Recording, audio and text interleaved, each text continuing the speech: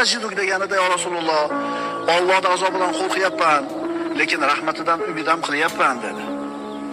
Payg'ambarimiz aytdilar, kimning dunyodan chiqib ketayotgan holatida Allohning azobidan qo'rqishi va rahmatidan umid qilishi bor bo'ladigan bo'lsa, shu ikki narsa jamlansa, Alloh qo'rqqanidan panoh berib, umid qilgan narsasiga yetkazadi dedi. Kelasan inshaalloh birodar.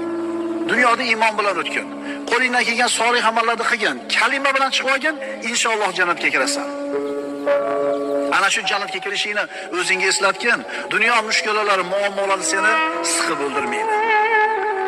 Alal oqibat Robbil alamin mehmonxonasiga jannatga kirar ekansan, bu mashaqqatlar unutilib ketadi.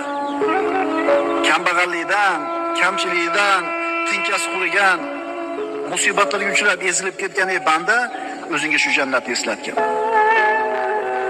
Dunyo hayoti bilan oxirat hayoti. Dunyoda eng huzur halovatni cho'qqisida yashagan, bironta mashaqqatli kun ko'rmagan odamni kofir odamlar. 1000 yil yashagan deylik.